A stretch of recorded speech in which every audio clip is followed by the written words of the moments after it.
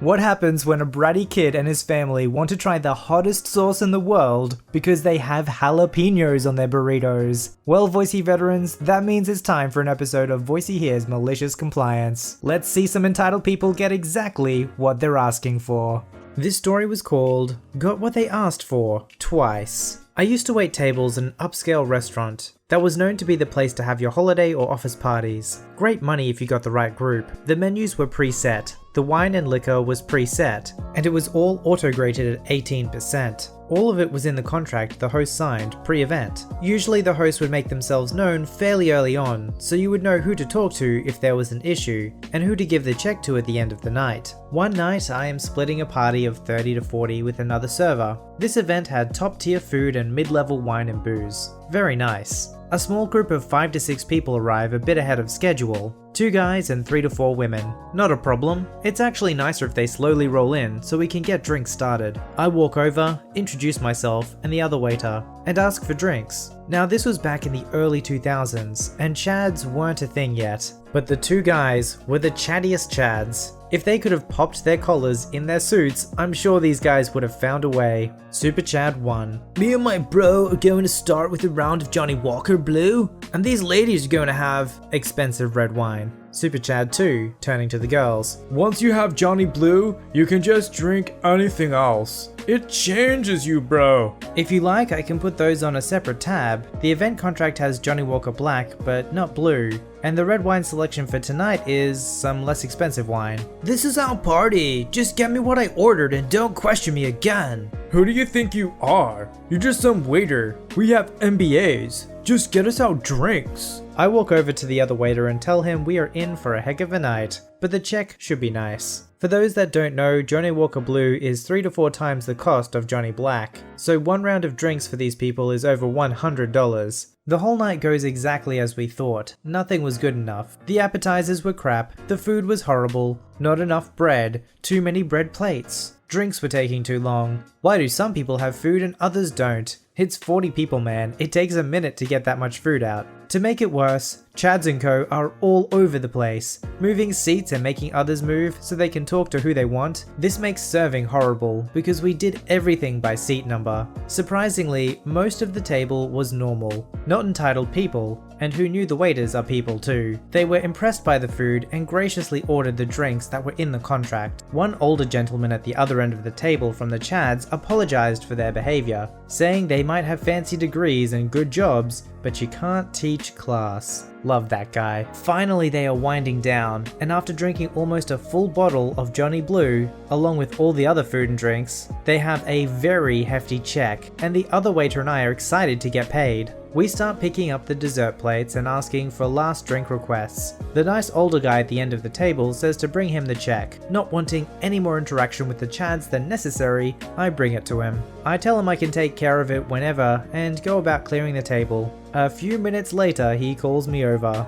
Maybe there was a mistake in ringing up the drinks. There's almost $600 for Johnny Blue, when the contract I signed only included Johnny Black, and there are some single glasses of wine that are different from what we agreed upon. No mistake, sir. That is what was ordered and drank. He is being awesome and I feel bad. Why did you give the drinks to them when we clearly had a contract? I apologize, sir. They told me that this was their party, and since I was just a waiter, to shut up and do what I was told. So I did. I'm sorry. I took them at their word. I point them out and he calls them over. What follows was the singularly greatest butt chewing I have ever been witness to. He goes on about how he was doing something nice, but apparently that wasn't enough. About how horrible their behavior was that night, and how he is ashamed for them. But my favorite line was how you see a person's true colors in how they treat people that work for them, and they had shown theirs. Then he calls me back over. Apparently I thought this was my party. Guess I was wrong. This is their party and they will be taking care of the check. Oh, and up the gratuity to 25%. You earned it. He turns around and walks off, leaving the Chads with the check. All in all, it was about $3K. I have never seen two grown men look so defeated. Johnny Blue Man, it changes you, bro. I don't know if these guys think they're really sophisticated, simply because they have a tertiary education. Obviously they thought they could take advantage of the fact that they weren't going to have to pay the bill. So it's nice to see people who behave like that, especially when they mistreat waiters, just because they think they're better than them, get it all shoved right back into their face. And probably where it actually hurts the most, their wallet. This story was called, "Sorry ma'am, of course your son can try the 7M shoe hot sauce." I work in a hot sauce store in a busy outlet mall. We're a well-liked locally owned business and have many loyal returning customers. But at this particular location, we also get a lot of tourists who are curious about our challenge items, or Hot Ones products. We have a large variety of samples available every day, literally like 100 hot sauces, 50 plus barbecue wing sauces just out on the table, and we can pull another 50 plus bottles or so from the fridge if one's open. Every so often, we get people who come into the store and ask to try the hottest sauce. They love jalapenos in their burritos and have eaten habaneros straight, and they're ready to enter the ring, swallow some sauce, and gain the admiration of a couple friends and bystanders at the cost of a stomachache. We usually try to guide them to the 10th hottest sauce in the store, burn them with it, and move on to something mild or medium suited to their taste. Today, while I was selling items to people who were actually paying for things,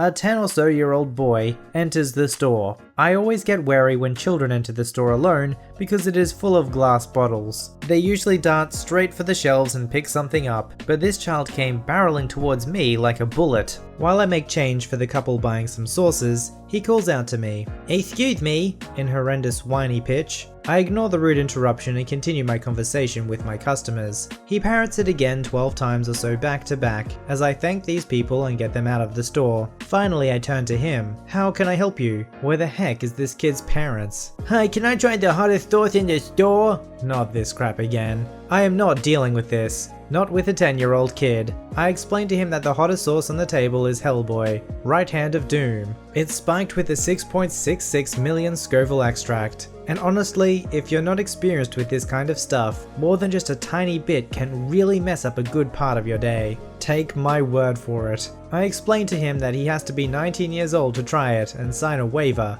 which is bullcrap, but I'm off in 30 minutes, so screw this kid. And instead guide him to a tasty fermented habanero that he coughs his eyes out on before explaining to me that he could handle the right hand of doom because his dad eats spicy peppers with him all the time. "Okay," I say. He leaves, thank goodness. 15 minutes later I'm interrupted by another customer, this time a gigantic woman in a blue blouse. She's sat next to my sample table like a giant blueberry blocking up 20% of my floor space. "Excuse me." Apple doesn't fall far. The customers I'm with are polite and excuse me to speak to her. "You didn't let my son try the sauce." I explain to her that it has extract in it several times hotter than anything he has ever eaten, and that it can cause him severe discomfort, and that I will not let him try it in my store. I explain that she is free to purchase the sauce and have him try it at home if she so wishes. She explains to me that she married a Mexican man, and that I wouldn't believe the things we ate in New Mexico City, where he grew up. When I asked what they had eaten there, she told me, "Things hotter than anything we have in the store." At this point, her daughter interrupts our conversation. I kid you not. "Excuse me." What?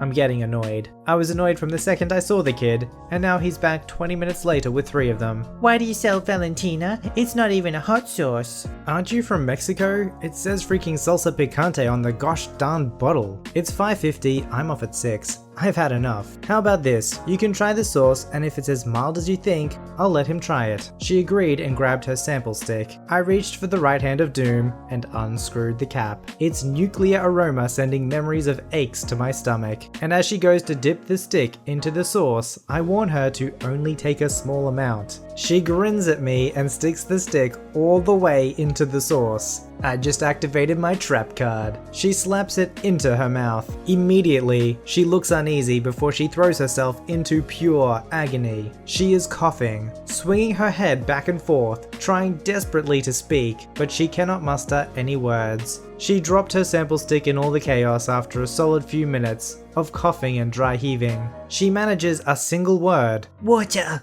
I explain to her that water won't help her now. My relief walks through the door just in time to witness the finish. She tells me that the only reason she is coughing is because it went down the wrong pipe. She then immediately vomits into our garbage can. She apologizes for spitting up, like she didn't just rocket launch half a liter of chum into my trash can and then leave without saying anything else. I tossed out the trash with a smile on my face and clocked out. It'd probably be pretty tempting working at the store to just be like, you want to try it? Sure, go right ahead, as your immediate response without any warning because they're arrogant enough, right? Let them learn the hard way. So the hero of our story was pretty reasonable to continually warn them and say, listen, you're probably not going to be able to handle this. But the more he warned them, the more arrogant they got. Even at the end there, they still couldn't admit that they were wrong. They still had to suffer the consequences though.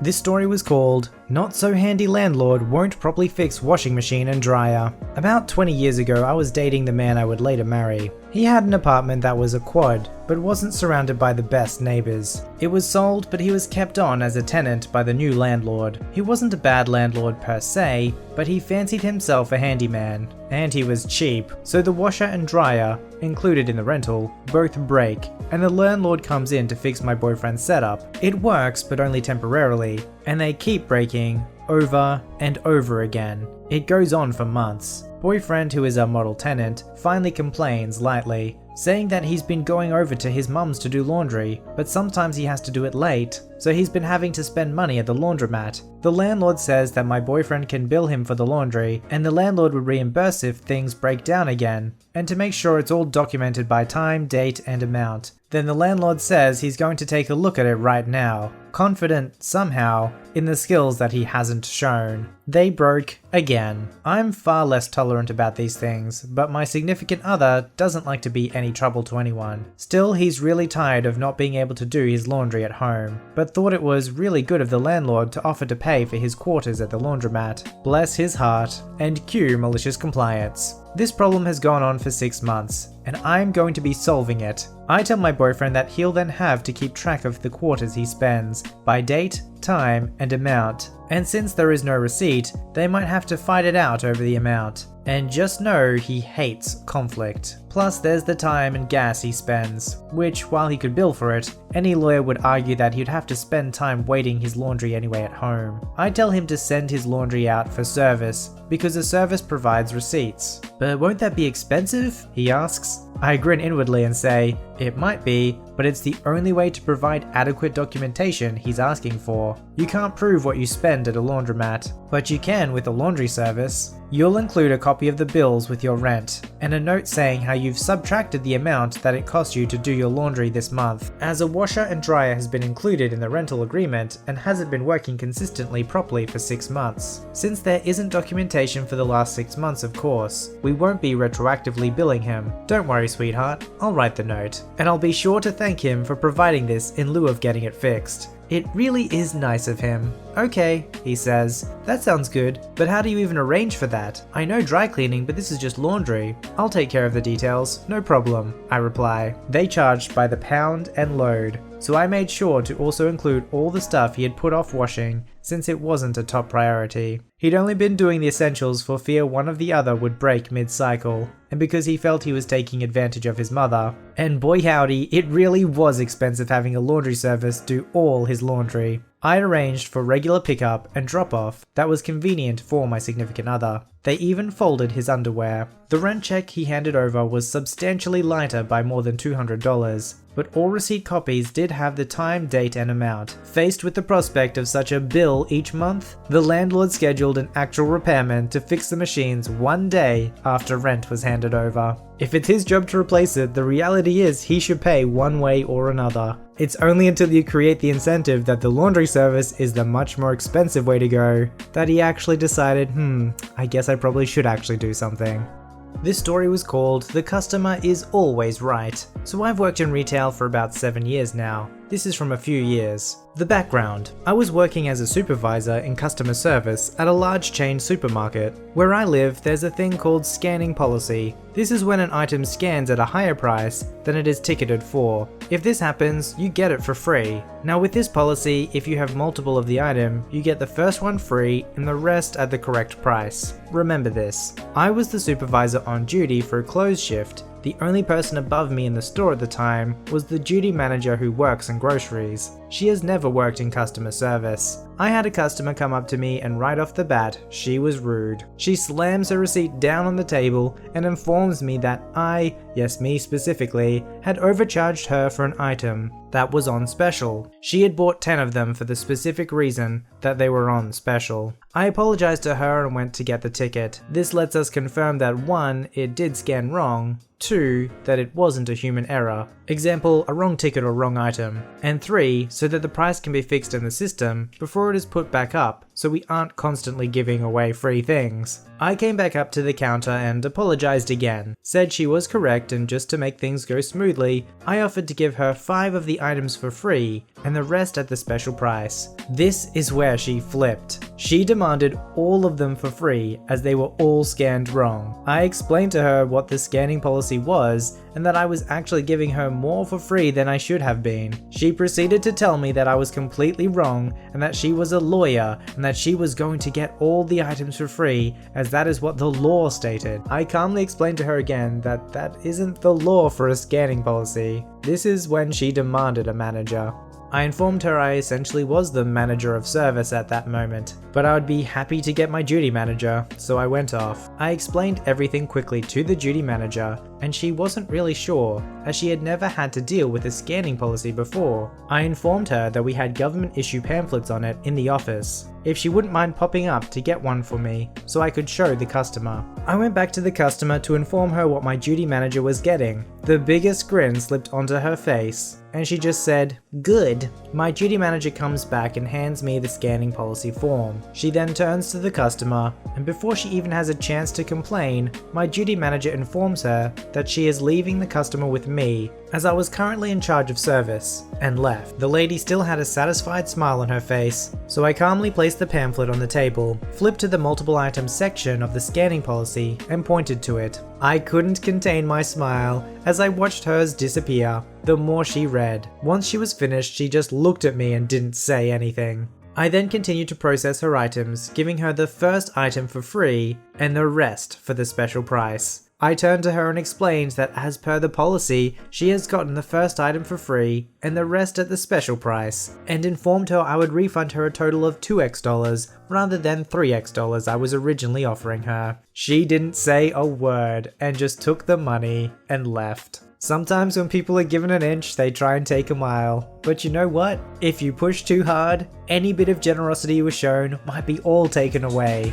If you'd like your story to be narrated by me, don't forget to visit the subreddit r/VoiceyHere, link below. Don't forget to like this video and subscribe if you'd like to see more. Alright, I'll see you in the next one.